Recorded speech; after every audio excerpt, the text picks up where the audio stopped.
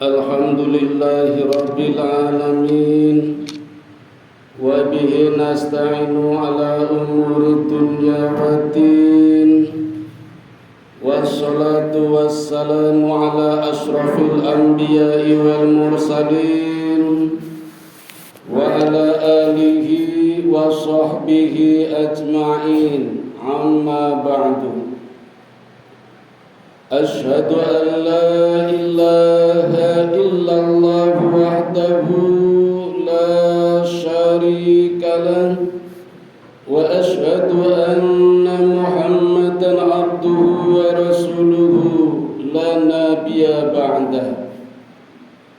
Qala Allah ta'ala fi kitabihil karim, a'udzu billahi minasy syaithanir rajim. Ya ayyuhalladzina amanu taqullaha haqqa tuqatih wa la tamutunna illa wa antum muslimun. Shadaqallahul adzim. Faya ibadallah usikum wa nafsi bitaqwallah faqad fazal muttaqun. Ma'asyiral muslimin, jamaah sidang Jumat Masjid Al-Hikmah yang dirahmati Allah. Perayaan Idul Adha selalu menjadi momen spesial bagi umat Islam sedunia. Setidaknya ada dua hal pokok yang selalu menonjol dalam momen tersebut, yaitu ibadah haji dan penyembelihan kurban. Kesempatan ini sebagai bentuk solidaritas pelaksana kurban kepada kaum fakir miskin, kerabat, dan tetangga sekitar dengan berbagi daging sembelihan. Kedua pelaksanaan ibadah tersebut tak bisa dilepaskan dari sejarah dan ajaran Nabi Ibrahim dan keluarganya. Meski tiap tahun Idul Adha dirayakan, sepertinya hanya sebagian kecil saja dari kita meneladani Nabi Ibrahim dalam kehidupan sehari-hari. Kita seperti selalu baru ingat keteladanan tersebut menjelang Idul Adha, sehingga ajarannya pun dilaksanakan hanya tiap tahun.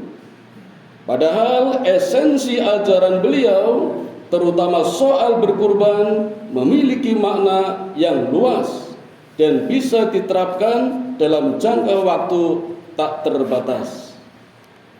Jamaah sholat Jumat hadakumullah, seperti sering diceramahkan di panggung-panggung dakwah dan mimbar-mimbar khutbah, peristiwa Hari Raya Kurban merujuk pada kisah diperintahkannya Nabi Ibrahim untuk menyembelih putra sematawayangnya bernama Ismail.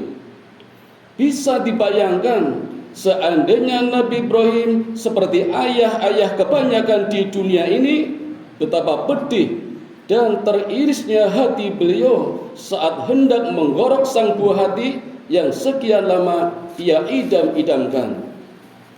Bagi Ibrahim, Ismail tentu adalah anugerah paling mahal, lebih dari sekedar menghapus dugaan kemandulan istri beliau selama ini, melainkan sang putra adalah pribadi yang cerdas, sabar, dan juga bijaksana.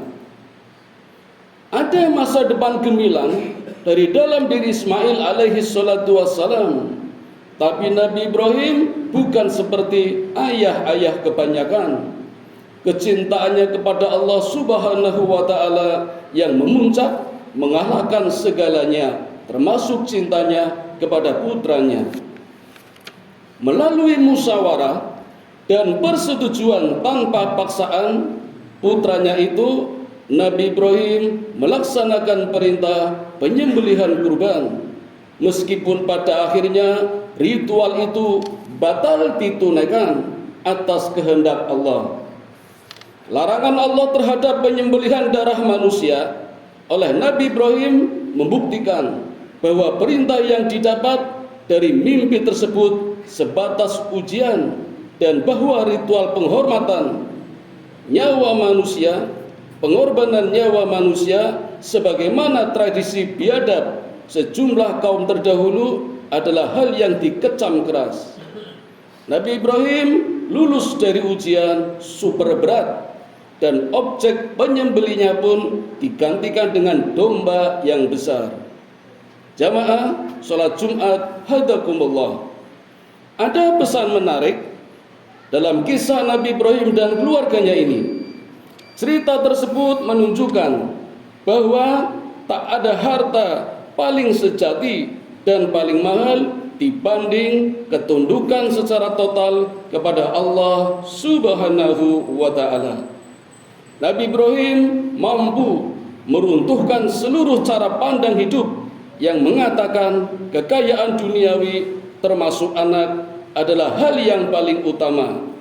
Dalam Quran sendiri dikatakan, A'udzu billahi minasyaitonir rajim, innama amwalukum wa auladukum fitnah wallahu indahu ajrun adzim. Sesungguhnya hartamu dan anak-anakmu hanyalah ujian bagimu di sisi Allah, pahala yang besar.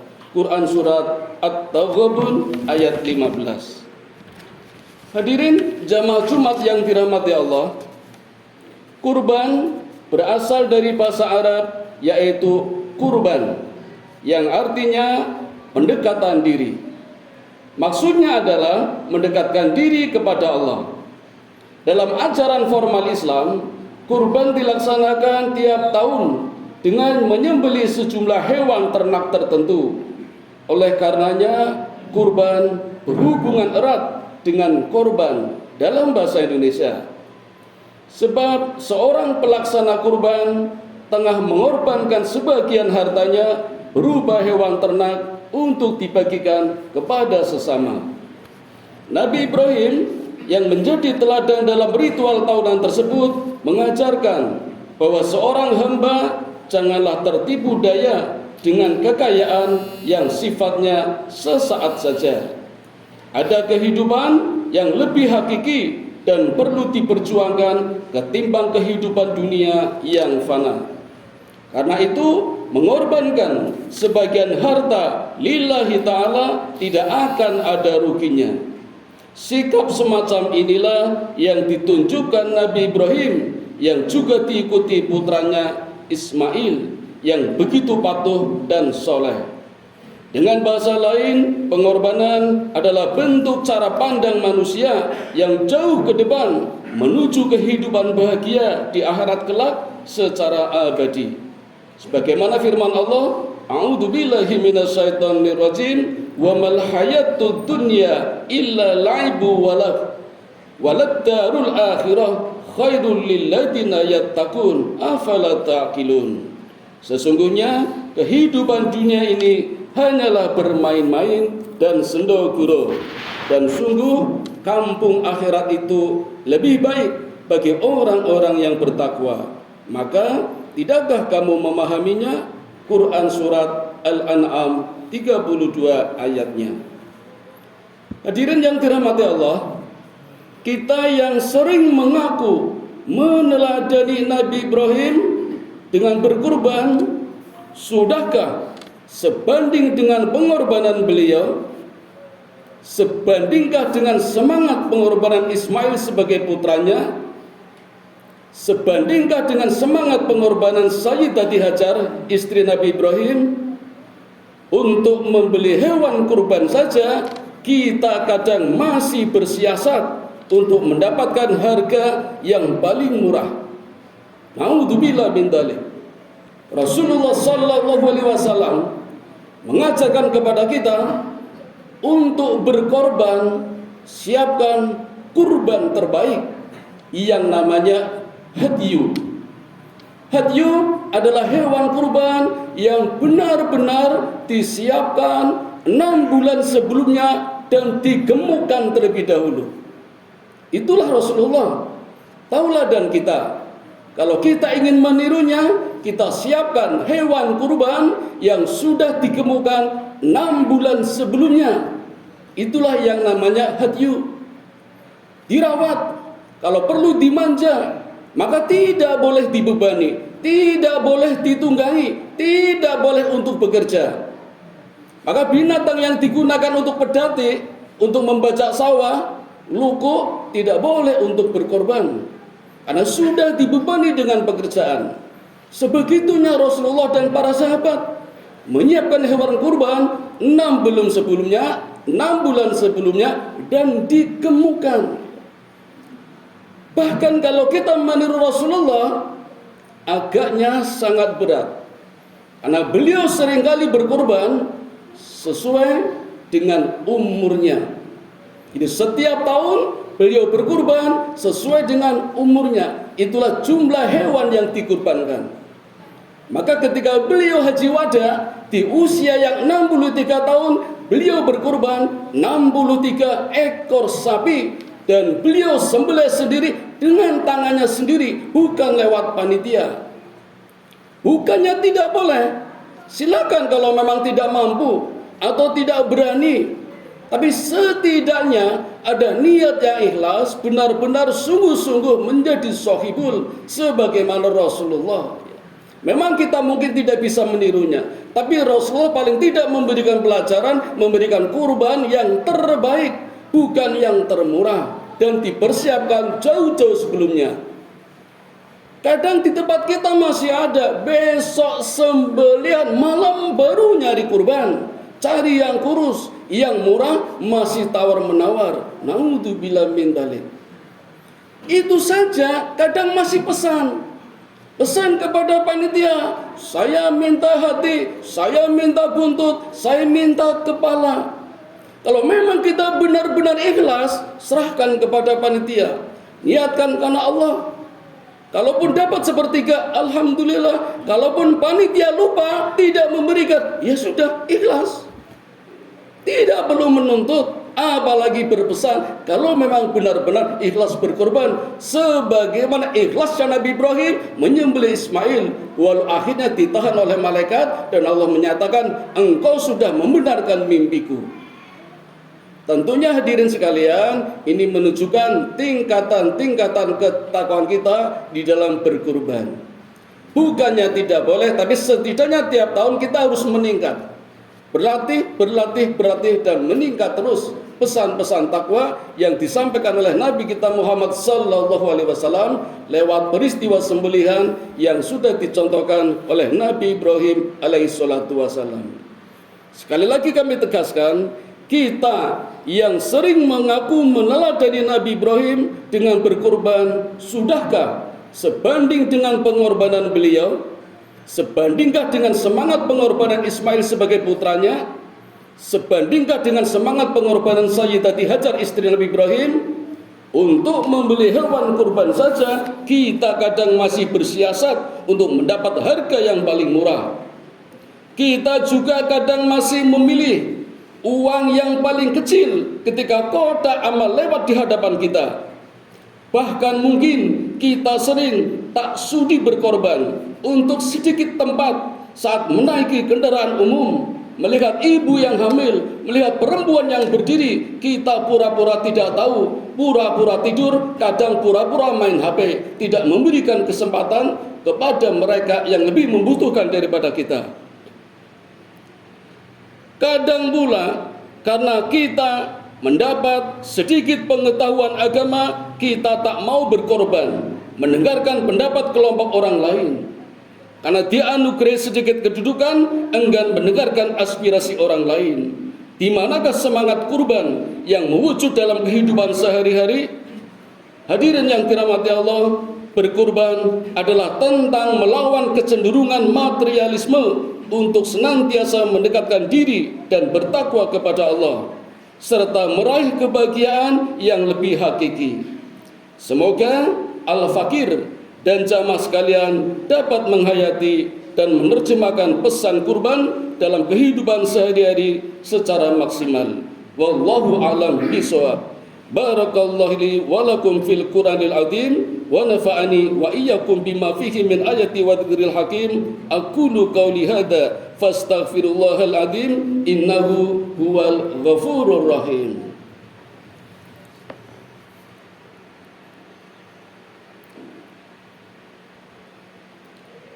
Alhamdulillahilladzi hadana li hadza wa ma kunna linahtadiya laula an hadanallah. Allahumma shalli ala sayyidina Muhammad wa ala ali sayyidina Muhammad. A'udzu billahi minasyaitonir rajim. Bismillahirrahmanirrahim. Inna a'tainakal kautsar fasholli li rabbika wanhar. Inna syani'aka huwal abtar. Ayyuhal muslimun ittaqullaha haqqa tuqatih wa la tamutunna illa wa antum muslimun. Hadirin yang dirahmati Allah, marilah kegiatan kurban kita kemarin dan berpuasa jadikan pelajaran bagi kita. Kita ambil hikmahnya yang terbaik. Kita ulangi lagi tahun depan, bahkan kita tingkatkan. Dan bagi yang belum, kita doakan serta berusaha bagaimana kita meningkatkan takwa kita lewat berbagai aktivitas kegiatan keagamaan yang sudah ditunjukkan oleh Rasulullah Muhammad sallallahu alaihi wasallam. Mulai dari diri kita, keluarga kita, kemudian meluas kepada saudara-saudara kita sekampung, sewilayah yang lebih luas. Mari kita berdoa bersama-sama, mudah-mudahan amalan kita kemarin semuanya diterima oleh Allah Subhanahu wa taala. A'udzu billahi minasyaitonir rajim. Bismillahirrahmanirrahim. Innallaha wa malaikatahu yusholluna 'alan nabi. Ya ayyuhalladzina amanu shallu 'alaihi wa sallimu taslima. Allahumma shalli ala Muhammad wa ala ali Muhammad kama shallaita ala Ibrahim wa ala ali Ibrahim wa barik ala Muhammad wa ala ali Muhammad kama barakta ala Ibrahim wa ala ali Ibrahim innaka Hamidum Majid. Allahumma ighfir lil muslimina wal muslimat wal mu'minina wal mu'minat al ahya'i minhum wal amwat. Innaka sami'un qaribun mujibu da'wat wa qadiyal hajat wa qati'us syahwat. Allahumma inni as'aluka ilman nafi'a wa rizqan thayyiba wa amalan mutaqabbala. Allahumma inni as'aluka al-huda wa tuqa wal afafa wal ghina. Allahumma ja'alni syakura waj'alni sabura waj'alni fi ainin saghira wa fi a'yunin nasi kabira. Rabbana dhalamna anfusana wa illam taghfir lana wa tarhamna lanakunanna minal khasirin. Rabbana atina fid dunya hasanah wa fil akhirati hasanah wa qina adzabannar. Wa sallallahu ala sayyidina Muhammadin wa ala alihi wa sahbihi ajmain. Subhana rabbika rabbil izzati amma yasifun wa salamun alal mursalin walhamdulillahi rabbil alamin. Wa la dzikrullahi akbar. Aqimis shalah.